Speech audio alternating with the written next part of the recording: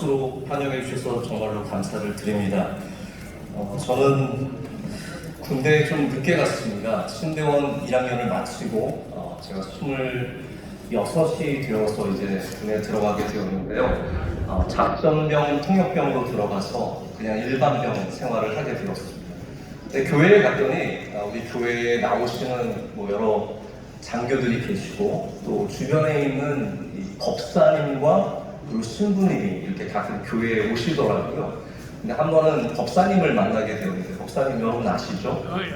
군에 계신 스님들인데 저를 보시더니 내가 들었다고, 당신이 신대원까지 다니다가 들었다는 걸 들었다고 전도사님이냐고 물어본 다음에 저한테 그렇게 말씀하시더라고요. 김하나 전도사, 기도 많이 해야 된다. 저한테 이렇게 말씀을 하셨습니다. 그래서 법사님이 저한테 그렇게 얘기를 하셨어요. 근데 당황을 했는데 그분이 설명을 해주십니다. 기도를 많이 해야, 기도가 많이 쌓여야 승리할 수 있다네.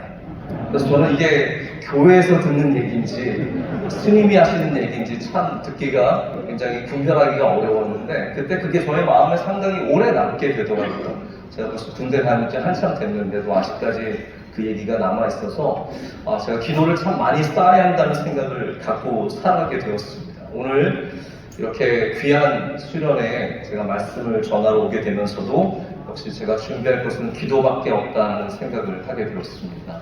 오늘 전하는 말씀도 모든 것을 떠나서 하나님께서 기도 가운데 주신 말씀이기 때문에 우리 모두에게 큰 은혜의 시간과 또 우리에게 나눔의 시간이 되었으면 좋겠습니다. 우리가 계속해서 코로나를 벗어나가고 있는 그 과정 가운데 있는데, 우리는 정말 여기 참 많은 아픔을 당하고 고통과 또 많은 수고와 애씀을 겪었습니다. 우리 수련회도 모이지 못하고 교회가 예배를 드리지 못하는 이 답답한 상황을 지나가면서 우리의 사회의 많은 부분에 있어서 굉장히 큰 변화들이 있었다는 것을 체감하게 됩니다. 그 변화의 통증까지도 우리가 느끼면서 또 새롭게 발전하는 부분들을 느끼죠. 근데 이 상황, 우리가 마주한 이 변화의 상황, 그리고 우리가 마주한 이 세계가 닫혀있고 또 아파하는 이 상황은 우리에게 굉장히 성찰할 수 있는 좋은 기회가 되었습니다. 우리 예배와 교회와 우리의 교제와 하나님과의 관계를 성찰하게 되는 참 좋은 기회가 되었다는 생각도 갖습니다. 여러분이 잘 아시다시피 남이스라엘은 바벨론에 멸망하지 않았습니까? 근데 성경을 보면 그 바벨론 시기, 유배 시기에 쓰여진 성경책들이 있습니다. 다니엘과 또 에스더 같은 성경책들이 바로 유배의 시간 동안에 쓰여진 책인데, 그래서 굉장히 귀한 책을 한 권 만났습니다. 캐나다 신학자인데요, 다니엘 스미스 크리스토퍼라고 하시는 분이 쓰신 유배된 교회라는 제목의 책입니다. 이분이 이 책에서 강조하는 부분은 이스라엘이 가장 중요하게 여기는 야훼 하나님을 섬기는 정체성이 언제 회복이 되었느냐라는 거죠. 우리는 당연히 하나님과 함께 동행하는 그 귀한 남유다와 북이스라엘의 시간 동안에 이 사람들이 정체성을 잘 지킨 줄 알았는데 그렇지 않았다라는 겁니다. 오히려 성경은 이렇게 다윗 이후에 점점 신앙의 정체성을 버리고 하나님을 섬기는 사람들이 아니라 우상을 섬기는 자들이 되어서 멸망에 이르렀다는 것을 보여주는데, 반대로 그 가장 어려운 유배의 시간, 우리로 말하는 격리의 시간이 아니겠습니까? 격리와 고통과 고난의 시간에 사실은 야훼 하나님을 향한 가장 중요한 정체성이 회복이 되었다라고 얘기를 강조를 합니다. 에스더서에는 여러분 잘 아시다시피 하나님이라는 단어가 나오지 않습니다. 유배된 곳에 하나님이 안 계신 것 같지만 하나님이 거기서도 역사하고 계셨다는 거죠. 우리의 지난 2-3년 동안의 이 코로나로 인한 이 아픔의 순간들, 마치 하나님이 안 계신 것 같은 이 순간에도 사실은 하나님께서 우리와 함께 하셨다는 것을 우리는 에스더서를 통해서 다시 한번 확인하게 됩니다. 다니엘은 또한 하나님의 이름이 계속해서 언급되면서 이 교회와 하나님의 나라를 억누르는 그 바벨론과 싸워서 승리하는 하나님의 나라의 백성의 모습을 보여주고 있습니다. 우리는 어떻게 보면 에스더와 다니엘을 동시에 살아가고 있습니다. 이 시대는 마치 하나님이 안 계신 것처럼 사람들은 살아가고 있고, 또 동시에 교회는 많은 곳에서 핍박을 받고 바벨론과 같은 세상 속에서 어려움을 겪지만, 또한 우리는 에스더처럼 하나님을 바라보며 우리의 신앙을 온전히 주님께 헌신하면서 나아가야 하고, 동시에 다니엘처럼 우리에게 주신 지혜를 하나로 모아서 이 바벨론과 맞서서 승리하는 주님의 종들이 되어야 할 줄로 믿습니다. 우리의 정체성에 대한 질문입니다. 우리는 이 코로나의 이 팬데믹의 기간을 통해서 오히려 이 유배된 기간을 통해서 우리의 정체성을 바로 되찾을 수 있고, 교회를 바로 세울 수 있고, 우리가 바른 길로 갈 수 있다는 것이죠.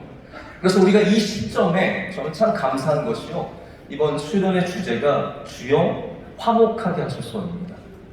여러분, 이것은 바로 우리의 정체성에 대한 문제입니다. 교회는 화목해야 합니다. 주님의 종들은 화목해야 합니다. 왜냐하면 화목해야 주님의 일을 할 수 있기 때문입니다. 저는 나이도 아직 너무나 젊고 어리고 교회도 잘 모르는 초짜 목사입니다. 그러나 제가 분명히 아는 건 하나는 있습니다. 싸우면 하나님의 일을 감당할 수가 없습니다. 싸우는 교회는 하나님이 맡겨주신 사명을 감당할 수가 없습니다. 그러나 화목한 교회는 작은 교회라도 사명을 감당할 수 있습니다.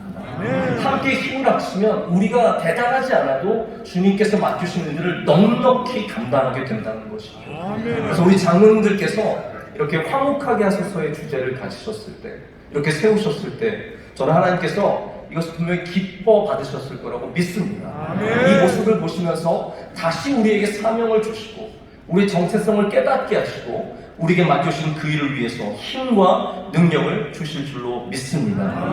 그래서 오늘 우리가 이 화목하게 하소서라는 주제를 통해서 말씀을 나누면서 우리 그 본질적인 첫 걸음, 우리가 어떠한 자세로 이 화목으로 나아가야 하는지에 대해서 함께 말씀을 통해서 생각을 해보고자 합니다. 하셨을 것 같습니다. 화목이라는 단어는 성경에서 여러 단어로 번역이 되고 있습니다.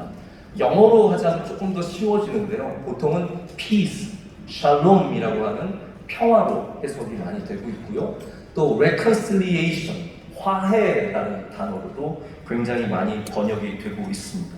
그래서 신약에는 평화, 바로 평화와 화해라는 주제를 갖고 화목이 다뤄지고 있으며, 구약에서는 화목 제물과 같이 우리 관계 속에 있는 하나님의 샬롬을 많이 언급을 하고 있습니다. 우리 인간 사이의 화목, 우리가 이루어야 하는 화목 중심에는 바로 연합하고 서로 사랑하고 서로 존중히 여기며 서로 귀하게 여기는 자세가 필요합니다. 제가 이렇게 강의안을 보니까 저 전에 강의하신 목사님께서 코이노니아에 대해서 설명을 해주신 것 같습니다. 몇 년 전에 미국에서는 그 아이들이 영어 스펠링을 맞추는 대회를 합니다.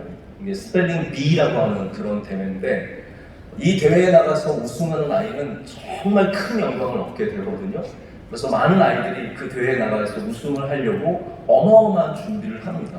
특별히 인도계 미국인들이 우승을 많이 합니다. 똑똑한 아이들이 많아요. 근데 몇 년 전에 결승전 단어가 뭐였냐면요, 여러분, 결승전 단어니까 얼마나 중요하겠습니까? 얼마나 어렵겠습니까? 그 단어가 코이노니아였습니다. 코이노니아. 제가 그 기사를 읽고 나서 마음에 좀 뭔가 와닿더라고요. 아, 코이노니아가 힘든 거구나. 이게 어려운 거구나.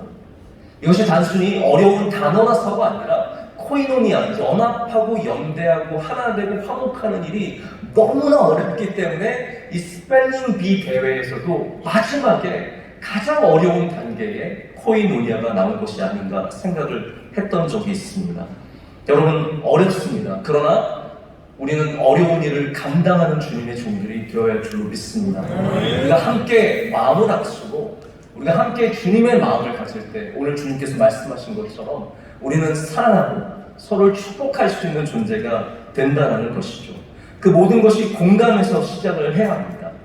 제가 이미 원고로 드린 그 강의 안에 다 적혀 있는 얘기지만요, 미나리라는 영화가 있습니다. 이 미나리는 미국의 아컨서라고 하는 정말 시골 중의 시골에 한국 이민자가 가서 거기서 때로는 인종차별을 겪으면서 어려운 가운데 삶을 일구어내는 장면이 담겨있는 굉장히 진솔한 가족의 아픔이 담겨있는 영화입니다. 근데 이 영화에 저는 영화를 보지 못했고 소개하는 부분만 봤는데요. 이런 장면이 있습니다. 그 아빠가 정말 그 푸른 풀밭에서 열심히 구덩이를 팝니다. 그 옆에서 아이가 그걸 지켜보고 있습니다. 어린 아들이 한 6, 7살 돼 보는 아들이 그걸 지켜보고 있는데 아빠가 그걸 열심히 자기 키만큼 파내러 가다가 갑자기 물이 나온 것 같아요. 그러니까 너무 기뻐가지고 와 소리를 지르는 거예요. 그때 그 옆에서 그 아빠가 계속 삽질하며 고생하며 땀 흘리며 힘든 모습을 보고 있던 아들이 같이 와 소리를 지릅니다. 아빠와 아들이 함께 와 소리를 지르고 있는데 저는 수고하지도 않았고 저와 아무 상관없는 우물인데도 제가 왜 그걸 보면서 눈물이 나는 거예요. 막 눈물이 저에게 맺히고 쏟아지고 그 앞에서 한참을 울었던 기억이 납니다. 여러분, 남이 이렇게 환호할 때 왜 우리는 함께 기뻐하며 함께 감격하며 함께 감동하겠습니까? 우리 인간은 공감하는 존재로 만들어졌기 때문입니다. 우리 하나님께서 우리를 만드실 때 아픔을 공감하도록, 슬픔을 공감하도록, 그 괴로움과 연약함을 공감하도록 만들어주셨는데 이 공감이 끊기는 순간부터 우리는 창조물로서의 가장 아름다운 가치를 잃어버리게 됩니다. 우리가 목회하거나 저희도 이제 목사로서 목회하거나 여러분께서도 장로님으로서 많은 목회를 도우시고 또 함께 하실 때 우리가 정말로 가져야 하는 하나님의 마음이 무엇이겠습니까?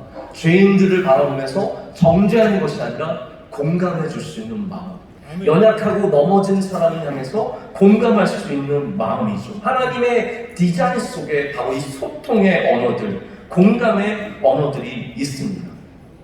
이게 또 우리에게 어떤 어려움을 주냐 합니다. 그렇기 때문에 까다로운 사람들, 조금 더 극단적으로 말하자면 아주 부정적이고 그리고 공격적이고 상처가 되는 사람들, 그분들의 말과 행동이 우리에게 다 전달이 되고 다 느껴진다는 것입니다. 여러분, 말 안 하면 안 느껴지십니까? 아닙니다. 다 느껴집니다. 저기서 누군가가 나를 나쁘게 쳐다보고 있다는 것, 저 멀리서 누군가가 나를 해치려고 마음을 먹고 있다는 것이 느껴질 때 우리는 굉장히 아픕니다. 또 반대로 말씀을 드려볼까요? 반대로 또 우리가 누군가를 사랑하고 누군가를 위로하기 원하고 누군가의 상처를 보듬어주기 원하면 그 사람도 우리의 마음을 느낄 수 있다는 것입니다. 우리도 그분들의 악의를 느끼지만 그분들은 또 반대로 우리의 선의를 느낄 수 있는 공감하는 존재로 하나님께서 우리를 만드셨습니다. 우리가 그래서 무엇을 먼저 해야겠습니까? 우리는 먼저 사랑으로 그들이 그것을 공감할 수 있도록 사랑으로 베푸는 사람들이 되어야 할 줄로 믿습니다. 이것이 바로 오늘 우리가 화목하기 위해서 가져야 하는 가장 중요한 자세입니다. 화목은 누군가가 이루어진 아름다운 파티에 가는 것이 아니라 우리가 힘들지만 땀 흘려가며 그 사랑을 베풀며 일구어 갈 때 바로 거기가 화목의 자리가 되며 그 자리를 통해서 주님께서 영광을 받으십니다. 저는 예수님께서 이런 어려운 사람들을 어떻게 대하셨는지에 대해서 좀 궁금증을 가졌습니다. 예수님께서 예수님을 미워하는 사람들, 분명히 오늘 말씀에 예수님께서 원수를 사랑하라 라고 말씀하지 않으셨습니까? 그렇다면 예수님은 그런 원수들, 예수님을 죽이려고 하는 사람들을 어떻게 대하셨을까요? 그 첫 번째 자세로 바로 지나가는 자세를 말씀을 드리고 싶습니다. 누가복음 4장에 보면 예수님께서 나사렛에 가시는 사건이 나옵니다. 고향인 나사렛에 가셔서 말씀을 전하셨을 때 사람들이 모여서 웅성거립니다. 저 목수의 아들 아니냐? 요셉의 아들 아니냐? 이런 말을 하더니 예수님께서 말씀하고 나오셨을 때 이 사람들이 어떤 반응을 보입니까? 사람들이 우르르 가서 예수님을 낭떠러지로 몰고 가서 떨어뜨려 죽이려고 합니다. 이것이 바로 예수님께서 고향에서 복음을 전하셨을 때의 사람들의 반응이었습니다. 사람들의 반응은 절대로 우리가 기대하는 것처럼 이루어지지 않습니다. 우리가 아무리 선한 일을 하고 아무리 주님의 말씀을 따르고 주님을 사랑해도 사람들은 때로 예수님을 죽이려고 하는 것처럼 선하고 복된 사람들을 죽이려고 하는 사람들이 있습니다. 예수님 이렇게 조롱하는 사람들, 죽이려고 하는 사람들 사이를 그냥 지나서 가십니다. 그래서 누가복음 43절에는 그들 가운데로 지나서 가시니라 라고 말씀하십니다.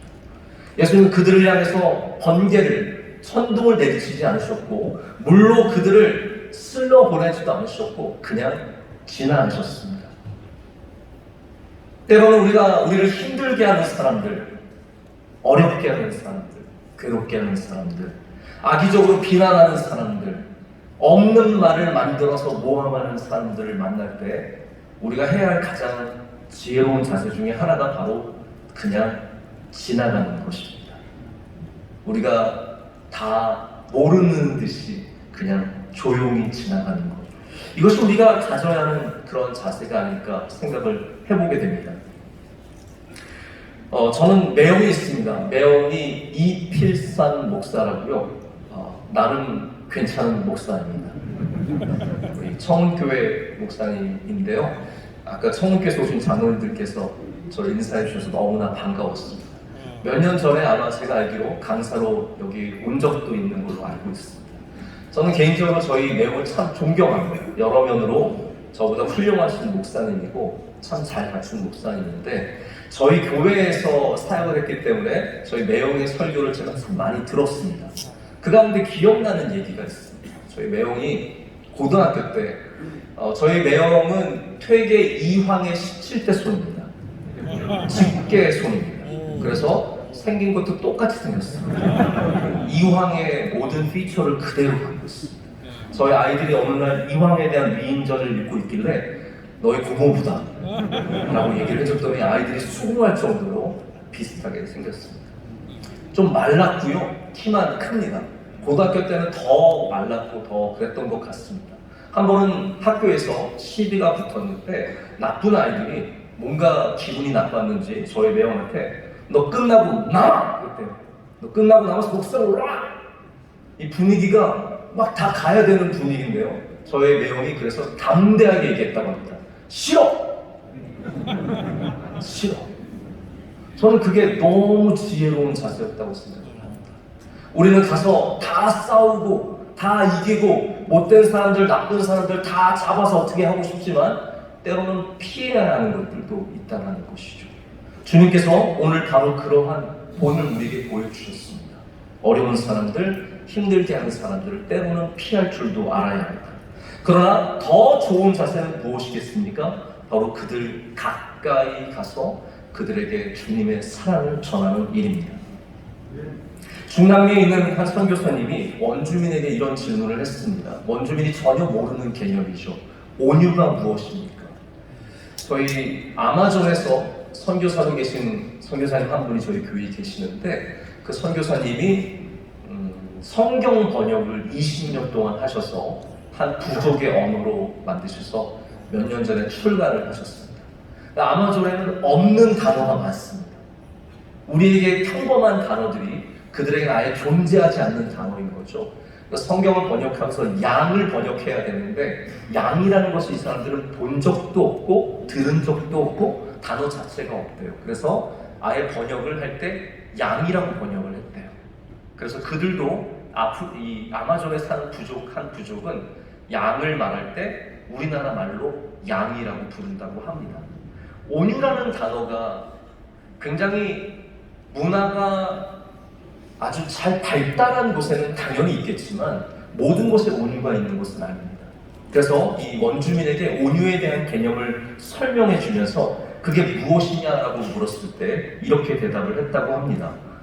성난 질문에 부드럽게 대답하는 것이다 라고 대답하더라고요.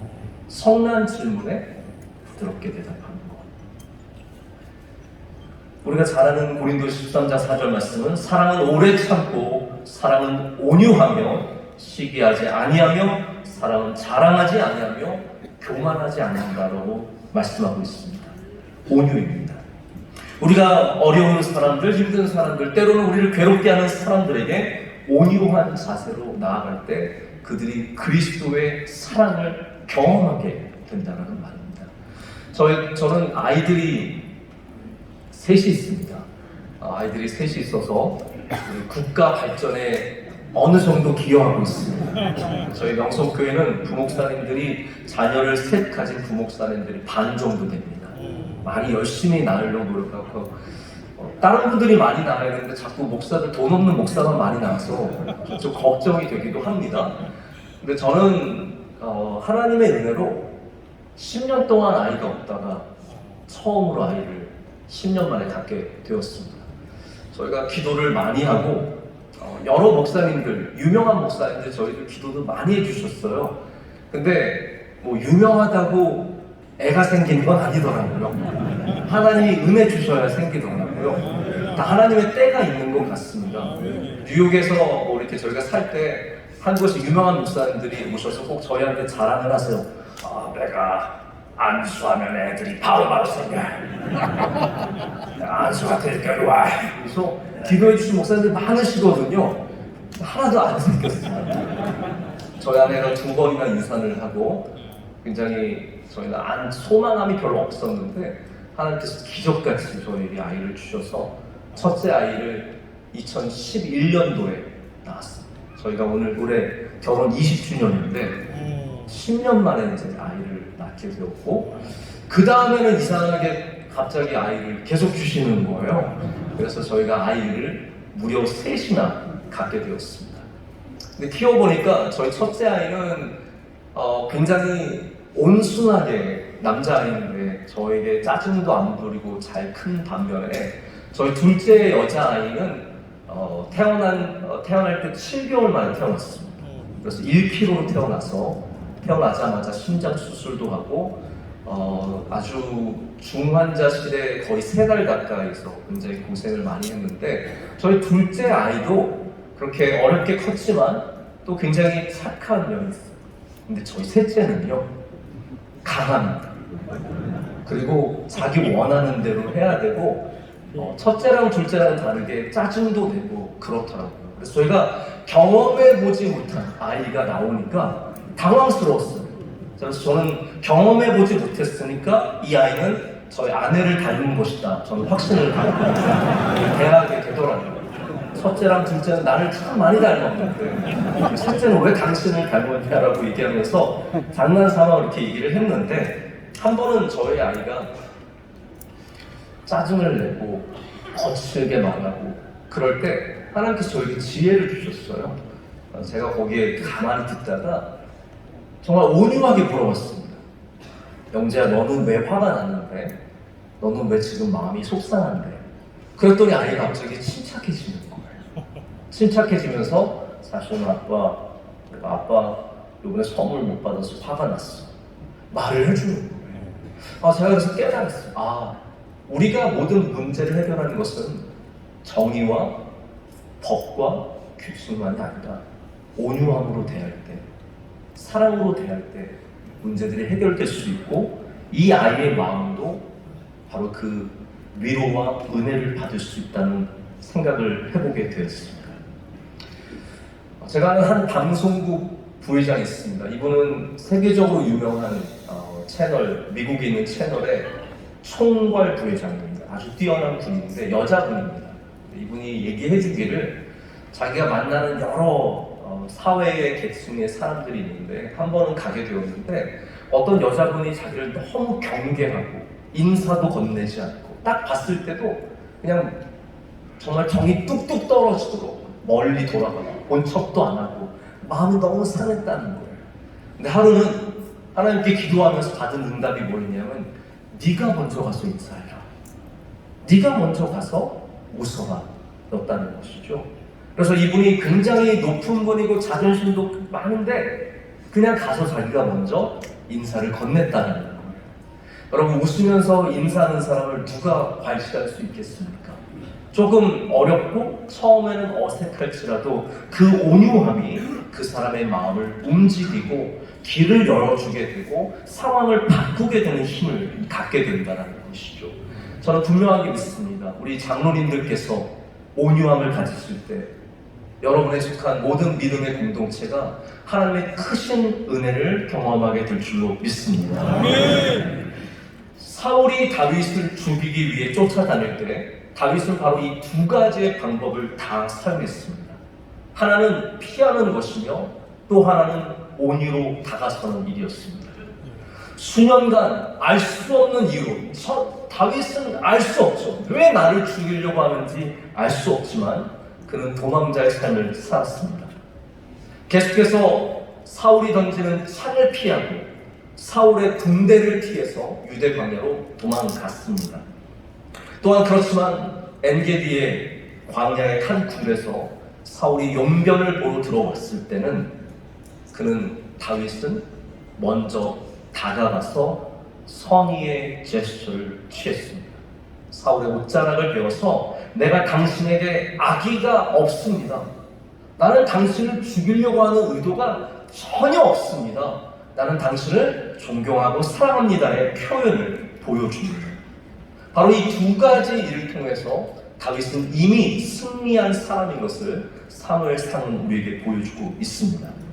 악의가 없다는 것, 우리 성도들 간에 우리는 서로 악의가 없다는 것을 보일 수 있는 사람이 되어야 합니다. 저는 미국 교회사를 전공을 했습니다. 그래서 오랫동안 미국 역사를 공부하고 그리고 많은 미국의 인물들을 공부했는데 단연코 그 중에 가장 매력 있는 사람이 아브라함 링컨인 것 같습니다. 저는 아브라함 링컨을 어떤 영적인 부분, 신앙적인 부분으로 접근하지 않았고 그가 갖고 있는 리더십에 대해서 또 미국 역사에서 어떤 역할을 했는지에 대해서 많이 좀 살펴볼 기회가 있었습니다.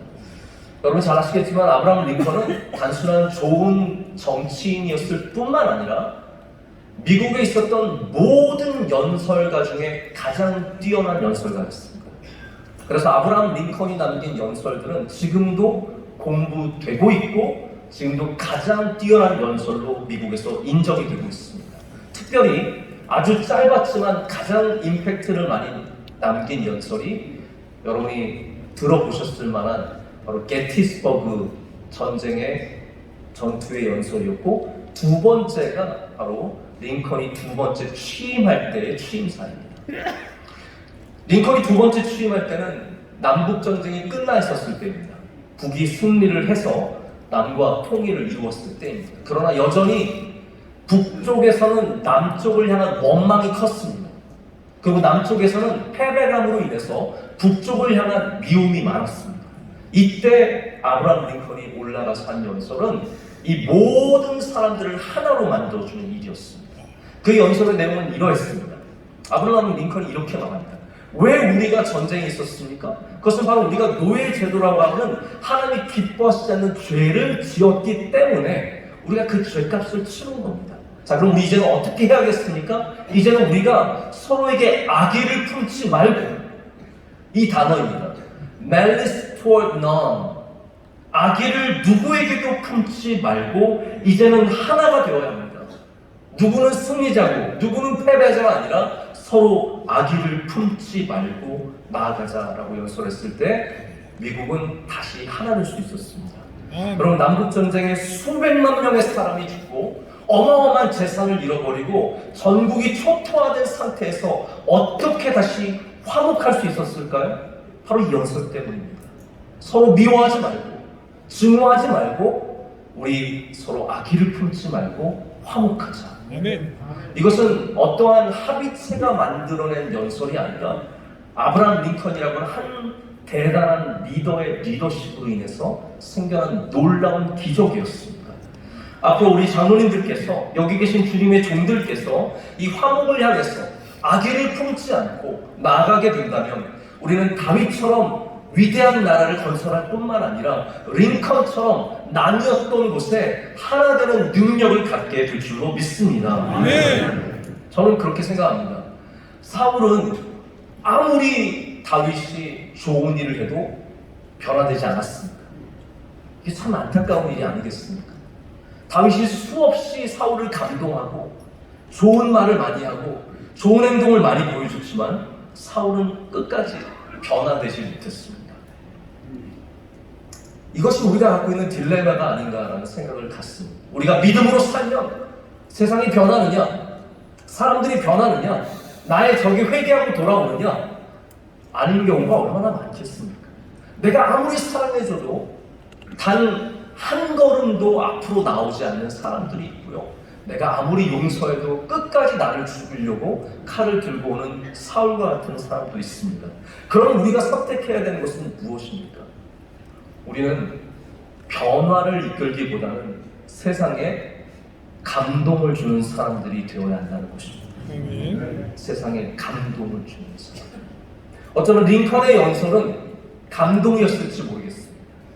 그 감동이 사람들의 마음에 오늘 기도하신 것처럼 그 신비에 새겨졌을 때 사람들은 변하기 시작했습니다. 우리 한국 교회가 해야 되는 것이 무엇이겠습니까? 변화가 아니라 어쩌면 감동이라는 것이죠. 우리 각 그리스도인들이 해야 되는 것이 무엇이겠습니까? 누군가를 바꿔놓는 것이 아니라 바로 그 사람에게 예수 그리스도의 사랑에 감동을 경험하게 하는 것입니다.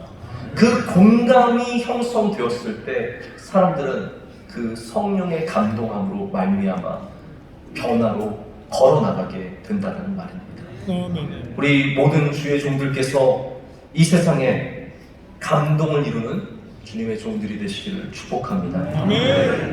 이런 일들을 위해서 우리가 가져야 하는 영적인 자세가 있습니다. 그것이 바로 기도의 자세입니다. 기도는 우리 모든 그리스도인들이 반드시 항상 기억해야 하는 가장 아름다운 도구입니다. 오늘 제가 처음에 말씀드린 것처럼 저도 오늘 말씀을 준비하면서 할 수 있는 것이 기도밖에 없었다는 것을 말씀을 드렸는데요. 그래서 올 때도 저희 명성교회가 치악산에 수양관이 있습니다. 저는 그래서 치악산에 들려서 기도하고 왔습니다. 올라가서 떨지 않게 해달라고. 그래서 웃으시는 분 얼굴만 보이게 해달라고 이렇게 기도를 했는데 정말로 기도대로 하나님께서 은혜를 주시는 것 같습니다. 우리는 기도를 잃어버려도 안 되고 잊어서도 안 됩니다. 기도는 우리에게 영적인 힘을 주기 때문입니다. 사람들은 다 상처를 받습니다. 상처를 안 받는 사람은 단 한 명도 없습니다. 저는 때로는 가끔 그렇게 얘기합니다. 저는 스트레스를 많이 받지 않습니다. 저는 괜찮습니다 하는데 의사 선생님이 그렇게 얘기하지 않더라고요. 목사님, 안 받는 것 같지만 다 쌓이고 있습니다. 괜찮은 것 같지만 그 안에 이미 다 쌓이고 있습니다. 그래서 많은 목회자들이, 많은 주님의 종들이 알게 모르게 공황장애로 고통받고 정신적으로 많은 질병을 앓고 있는 이유가 다 괜찮은 줄 알지만 안에는 쌓이고 있기 때문입니다. 누군가가 나를 미워하고 어려운 사람이 교회에 있고 나를 죽이려고 하는 사람이 있으면 우리는 다 그것들이 내 안에 쌓입니다. 그러나 기도하는 사람은 이겨낼 수 있습니다. 기도하는 사람은 맷집을 가질 수 있고 넘어설 수 있는 체력을 가질 수 있기 때문입니다. 제가 목회를 하면서 깨닫는 것 중에 하나가 체력이 참 중요하다는 사실입니다. 아마 장로님들께서도 새벽 예배하시고 또 모든 행사 가시고 예배 지키시고 교회의 가정일 잘 돌보시려면 체력이 좋으셔야 될 것 같습니다. 저는 기도하기는 여기 계신 장로님들 모두 육적으로도 건강하시기를 축복합니다. 하나님께서 더욱더 새로운 힘을 날마다 주시기를 축복합니다. 저희 교회는 정말로 육체적으로 많은 힘을 필요로 합니다.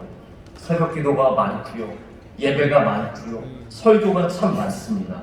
그래서 깨달은 것은 내가 이런 힘을 갖지 않으면 감당할 수 없게 된 일이 너무나 많다는 그런 사실을 알게 되었습니다. 영적으로도 마찬가지입니다. 우리가 이 영적인 체력을 갖추지 않으면 그냥 무너져서 똑같은 싸움판으로 들어가서 세상 사람들처럼 그들과 함께 뒹굴며 싸우는 일들이 생긴다는 것이죠. 사람은 상처를 입으면 또 그 상처를 고스란히 다른 사람들에게 되돌려주는 것이 우리의 본성이기 때문입니다. 방금 제가 샤워를 이렇게 했는데요, 몸에 막 상처가 나 있는 겁니다. 그래서 이게 어떻게 된 상처지? 아무리 고민을 해봐도 생각을 해봐도 제가 상처를 입을 일이 없는데 상처가 몇 군데 나 있었습니다. 가만히 보니까 저희 손톱이 뜯어져 있었어요. 제가 뜯어진 손톱으로 몸을 씻다 보니까 저도 모르게 제 몸에 많은 상처를 내었더라고요. 그럼 우리 안에 있는 상처, 뜯어진 손톱, 우리 안에 있는 아픈 마음들은 나도 모르게 또 어딘가의 상처를 계속해서 만들어가고 있다는 말입니다. 그럼 이 상처를 치유하려면 어떻게 해야 할까요? 제가 깨달은 건 그거였습니다. 손톱이 자라서 그 아픈 곳을 잘라내기까지, 그때까지 조심해야 한다는 것을 생각해 보게 되었습니다. 모든 상처는 성장해야 넘어설 수 있습니다. 모든 상처는, 모든 아픔들은 영적으로 성장해야만 그 상처를 넘어설 수 있는 힘을 하나님께서 주신 것을 보게 됩니다.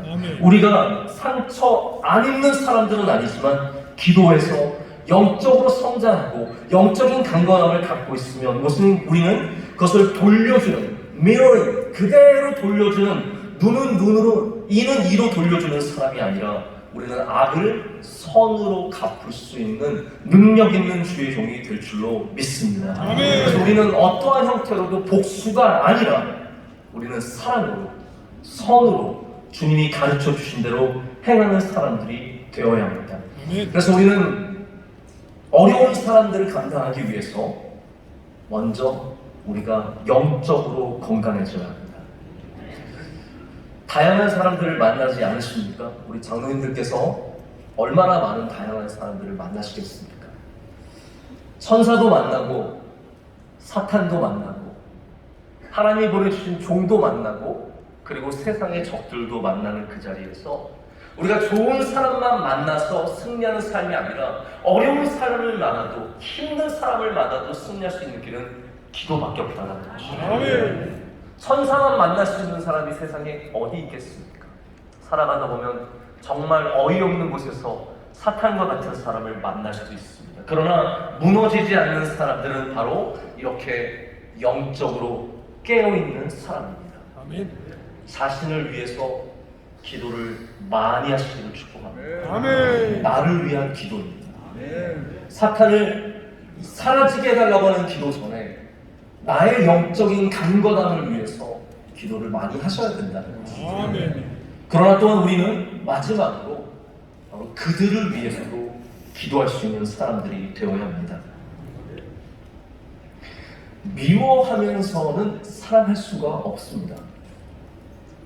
미워하지 않으려면 그러면 어떻게 해야겠습니까? 생각하지 않으면 참 좋겠지만 우리는 자꾸 안 좋은 것은 참 많이 생각이 납니다. 밤에 누워서 눈을 감으면 좋았던 기억보다는 안 좋았던 기억들이 우리의 머리 안에 참 가득하다는 것을 느낍니다. 미워하지 않으려면 그래서 있는 것이 아니라 기도해야 합니다. 그런데 그 기도는 어떠한 기도냐면 나를 위한 기도가 아니라 바로 그들을 위한 기도라는 말입니다. 그들. 이 그들이라는 말은 꼭 정만을 말하는 것이 아니라 우리 주변에 있는 모든 사람들을 말합니다. 우리 주님의 종들은 나를 위한 기도만이 아니라 바로 그들을 위한 기도를 통해서 하나님 맡겨주신 사명을 감당하는 사람들입니다.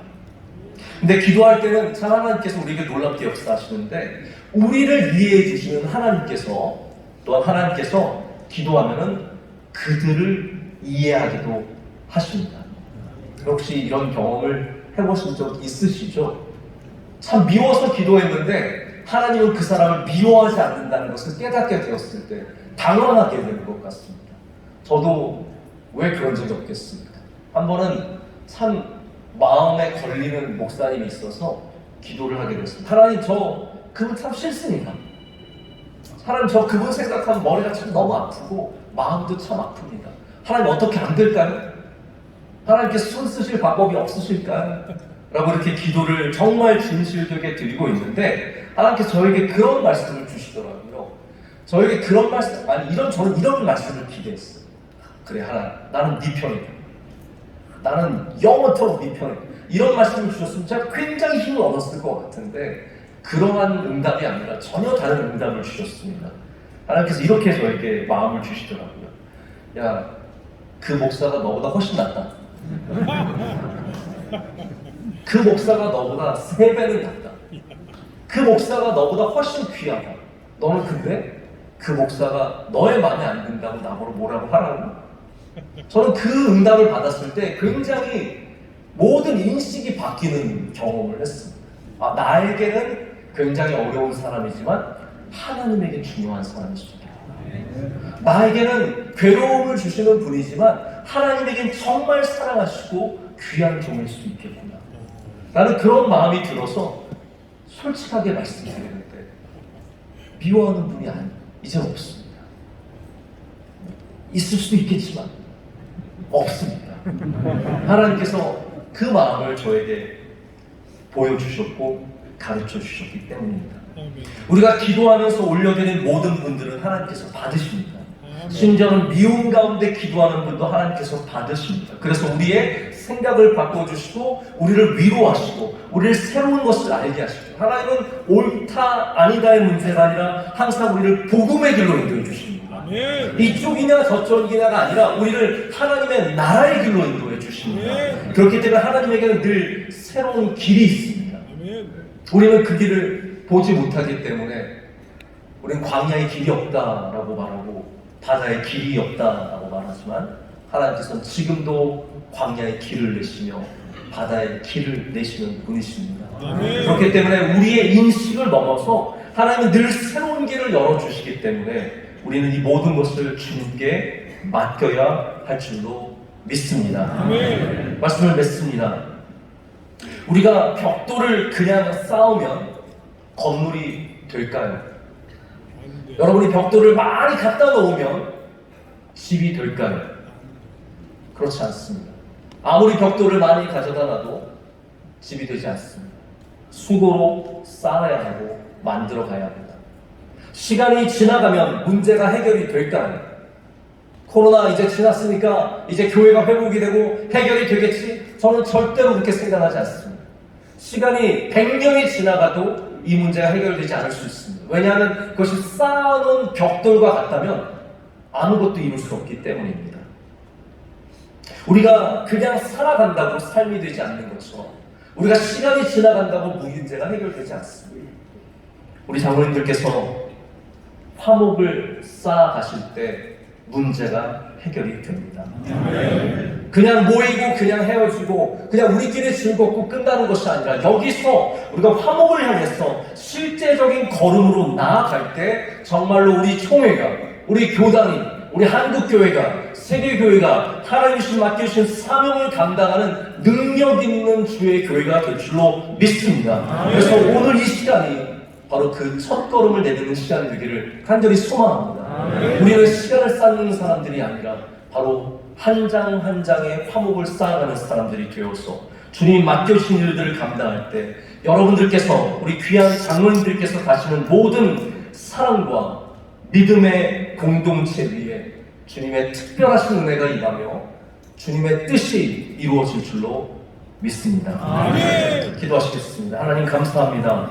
오늘 주님께서 주님의 귀한 종들을 이곳에 모아주시고 우리로 주님께 예배하며 말씀에 귀를 기울이며 하나 되는 일에 힘쓰게 하심을 감사합니다. 아멘. 하나님 화목하게 하소서. 이 주제는 성령께서 우리에게 바로 이 시대에 가장 필요해서 주신 주제라고 분명하게 믿습니다. 아멘. 이 일을 위해서 기도하게 하여 주시옵고 아멘. 주님이 말씀하신 것처럼 사랑하며 서로 용서하며 품으며 나아갈 때 우리 모든 일들을 기도로서 넉넉하게 감당하게 될 줄로 믿습니다. 하나님 그 일을 감당하시도록 주의 사랑하시는 기름 부은 종들에게 건강함의 은혜를, 육체의 건강함을 허락하여 주시오며 영적으로 더욱더 단단해지게 하여 주시오며 섬기시는 교회가 복되게 하여 주시오며 가정과 기업에도 한없는 복이 있을 줄로 믿습니다. 하나님 이 모든 행사를 마치고 우리의 삶의 자리로 돌아갈 때 주의 성령께서 우리와 동행하여 주시오며 역사하여 주시며 가시는 곳마다 열매 있는 능력의 은혜를 베풀어 주실 줄로 믿습니다. 수고하고 섬기시는 모든 회장과 부회장과 모든 주의 사랑하시는 종들에게 은총의 은총을 더하여 주시오며 우리 장로협회가 더욱더 발전해서 하나님의 영광을 위해서 크게 쓰임받게 하여 주시옵소서.